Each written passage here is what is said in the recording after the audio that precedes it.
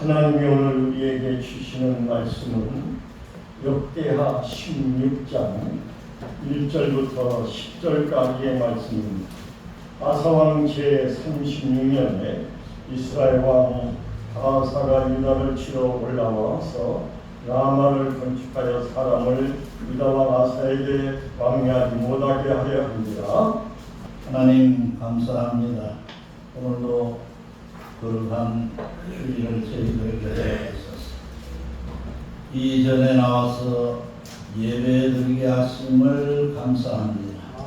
이종을 세우셔서 말씀을 선포케 하시오니 주님 손으로 꼭 잡아 주시옵소서.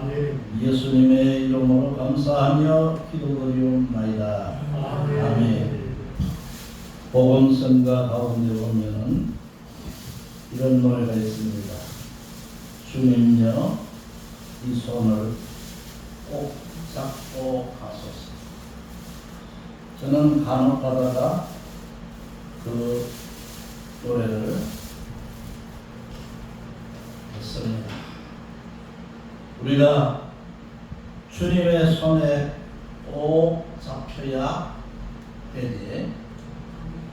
내가 주님의 손을 잡으려고 하면은 잡을 수가 없고 뿌리치면은 우리 손이 빠져나올 수밖에 없는 것입니다. 오늘 여기 본문에 있는 말씀을 통해서 하나님께 손을 내밀어라. 우리가 살아가면서 잡아야 할 손이 있는가 하면은 잡지 말아야 할 손이 있습니다. 주위에 보면은 잡지 말아야 할 손을 잡은 후에 두고두고 어려움을 당하고 후회하면서 살아가는 사람들이 있습니다.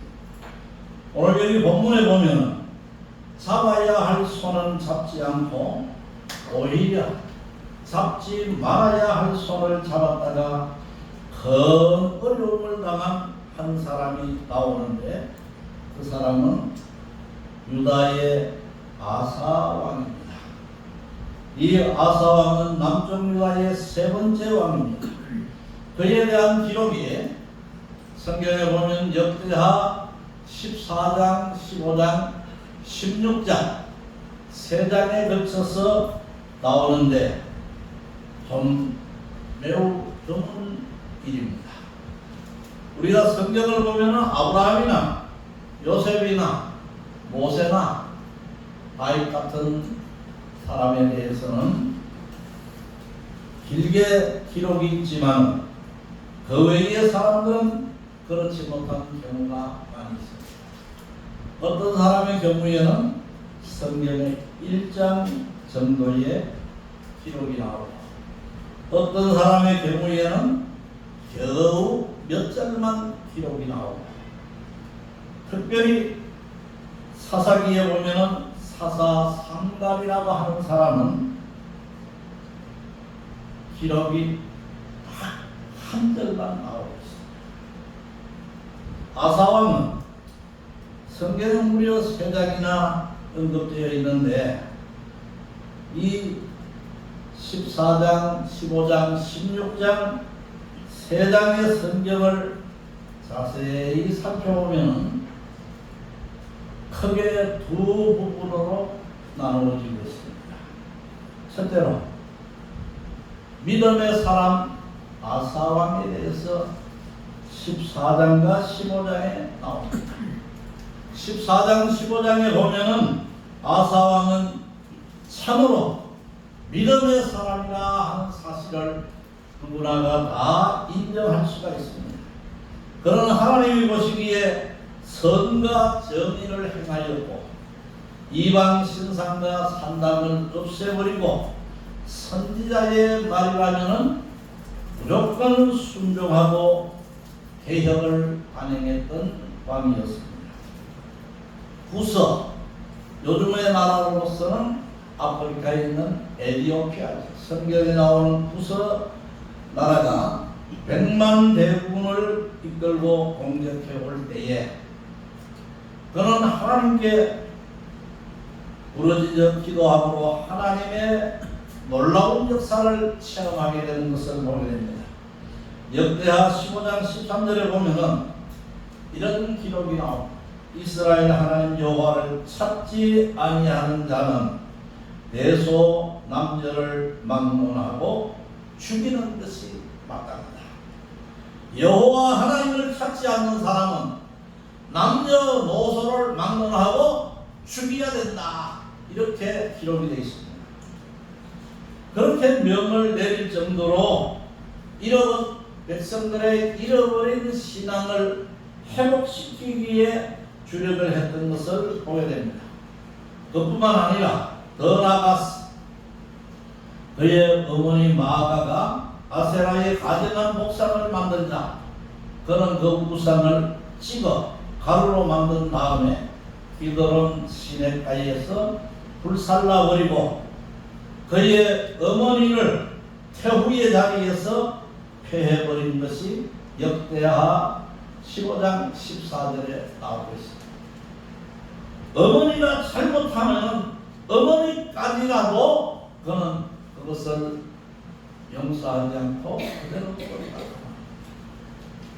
이처럼 그가 하나님을 의지하여 나라를 다스리자 그가 왕위에 오른 지 35년 동안 나라가 평안하게 되었습니다. 역대하 14장과 15장에 나오는 아사왕은 진짜 믿음의 사람입니다. 그런데 두 번째로 역대하 16장에 보면은 불신앙의 사람 아사왕에 대해서 기록합니다. 안타깝게도 16장에는 14장과 15장과 전혀 다른 아사왕의 모습을 보게 됩니다. 그가 왕이 오른 지 오늘 1절에 보면 36년이 되었을 때에 북이스라엘의 왕 마아사가 라마의 성을 쌓기 시작을 했다 하고 나옵니다. 마아사가 라마에 건축을 한 이유가 무엇입니까? 이스라엘이 남과 북으로 분열된 후에 처음에는 남쪽 유다의 왕인 르호보암과 북쪽 이스라엘의 왕인 여로보암이 르호보암과 여로보암 사이에 전쟁이 있었지만은 얼마 있지 않아 전쟁은 끝이고 북쪽 이스라엘의 백성들은 성전에 있는 예루살렘에 가기 위해서 종종 국경을 넘어 남쪽 유다를 방문합니다. 그렇게 되자 북쪽 이스라엘의 왕 여로보암이 이것을 의도적으로 막기 위해서 베델과 단에다가 금송아지 상을 만들어 놓고 하나님을 섬기게 했던 것입니다.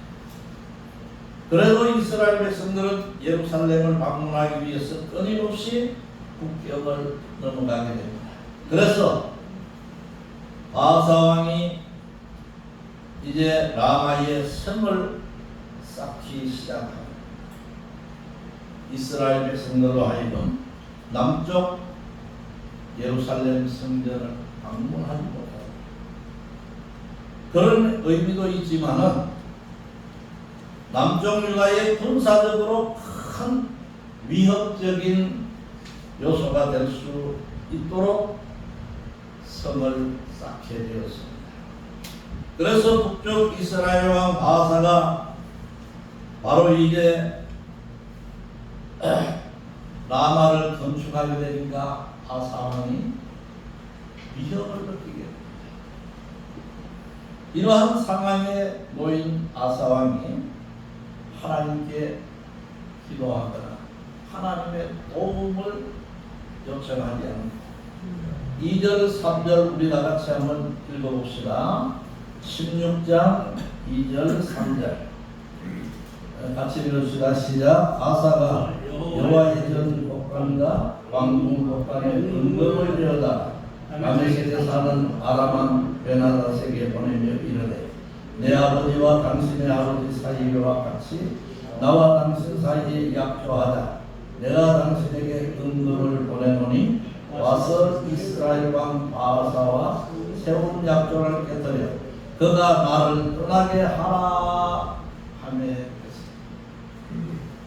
전에부터는 하나님 앞에 기도하던 아사왕이 이제는 왕궁 곡간과 그리고 여호와의 전 곡간에 있는 은금을 다 끌고 모아가지고 아람 나라 왕 벤하닷에게 보내면서 이스라엘과 세운 약조를 깨뜨리고 나와 약조하자. 아사왕은 하나님께 손을 내밀지 않고 사람에게 손을 내밀기로 마음을 굳었습니다. 목사님들도 사모님들도 때로는 하나님 앞에 나아가 손을 내밀고 기도하고 부르짖어야 될 때가 있지만은 때로는 사람의 손을 잡으려고 사람을 찾아다니는 이러한 경우도 없잖아. 목회 생활 속에 있었다고 우리는 봅니다. 오늘 여기에 아사왕이 성전과 궁궐에 있는 금과 은을 아람 벤하닷에게 보내며 북쪽 이스라엘과의 조약을 파기하고 북쪽 이스라엘 대신 자기 나라와 조약을 맺자고 제안을 하는 것을 봅니다. 아사왕으로부터 뇌물을 받은 아람 벤하닷은 북쪽 이스라엘의 가장 북쪽 지방인 단과 납달리 지역을 군사를 동원해서 공격을 합니다. 그랬더니 북쪽 이스라엘 바사왕은 생각지도 못한 일이 터지게 됨으로 인해서 그동안 화친 조약을 맺어서 잘 지냈는데 꿈에도 생각하지 못한 벤하닷이 군사를 동원해가지고 자기의 북쪽을 치게 됨으로 인해서 남쪽 유다로 가는 백성들을 못 가게 하기 위해서 라마의 성을 쌓던 그 일을 계속할 수가 없고 중단하고 군인을 철수해가지고 벤하닷의 군사가 오는 것을 막아야 되는 것입니다. 바로 바사는 생각할 때에 어떻게 보면 뒤통수를 맞은 것 같습니다. 어떤 사람들은 마주대할 때는 아무 소리 안 하다가 뒷전에서 바사가 뒤통수 받은 것처럼 뒤통수를 치는 이런 사람도 없잖아 있는 것을 우리는 보고 이왕 욕을 할 바에는 대놓고 해야지. 뒷전에서 그냥 이러니 저러니 쑥떡을 먹었는지 수근수근 한다. 여러분 욕을 해도 나는 그거 신경 안 씁니다. 왜? 욕이 뱉다고 들어오지는 않아요. 제 아무리 욕을 많이 해도 내 배를 따고 속으로 들어오지 못한다는 그 말입니다. 그런데 이 바사는 아람 나라 왕 벤하닷이 군대를 끌고 자기 나라의 북쪽을 치게 되므로 라마 성을 건축하는 것을 중단하고 이제 나갑니다.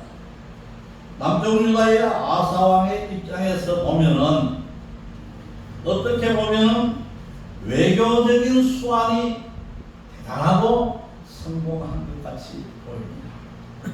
북쪽 이스라엘 군대가 라마에서 철수함으로 전쟁의 위험이 사라지고 아람 나라가 북쪽 이스라엘을 견제하고 있기 때문에 앞으로도 전쟁은 더 이상 일어나지 않을 것이라고 아사 왕은 생각을 했습니다. 마지막으로 하나님께 손을 내밉시다. 아사 왕처럼 사람에게 손을 내밀지 말고 하나님께 우리는 손을 내밀고 주님이여 이 손을 꼭 잡고 가소서 하는 복음을 받습니다. 주님 손에 붙잡힘을 받으려고 무릎 꿇고 부르짖는 우리 모두가 되기를 주의 이름으로 축원합니다.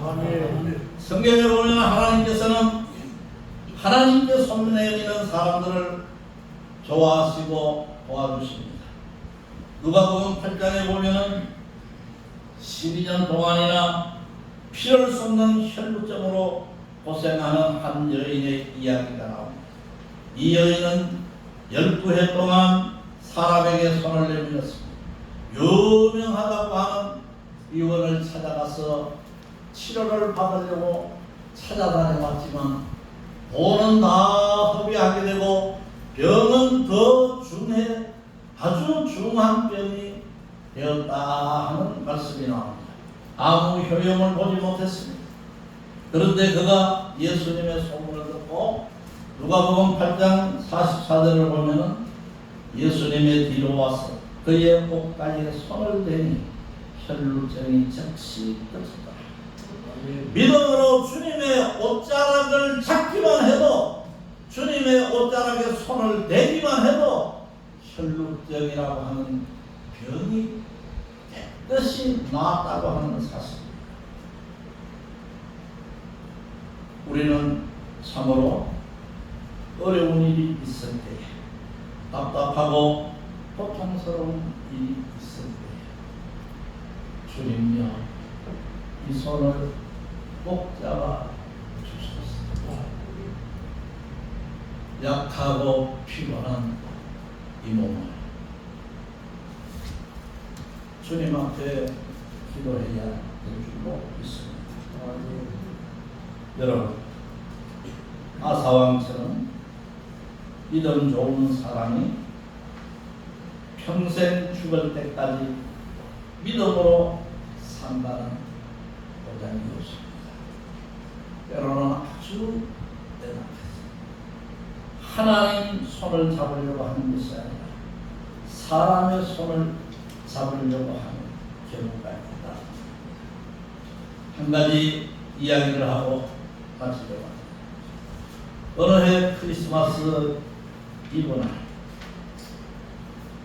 어떤 거지가 보다를 앞에 놓고 사람들이 다니는 길거리에서 바이올린을 연주하고 있었습니다. 그런데 길 가는 사람들은 아무도 그의 연주에 귀를 기울이지 않았습니다. 이제 해는 서산으로 미운미운 떠나가려고 하는데 쓸쓸하게 돌아가려고 보다를 집으려고 하는 그 순간에 아주 깡마른 최후의 한 신사가 나타났습니다. 거지에게 그 바이올린을 잠깐 빌려달라고 하더니 거지가 가지고 있는 낡은 바이올린을 손에 들고 연주를 하는데 이게 웬일입니까? 너무나도 아름다운 선율이 퍼지는 것입니다. 그러자 사람들이 모여들기 시작을 했습니다. 한 곡이 끝나자 많은 사람들이 열렬하게 박수를 칩니다.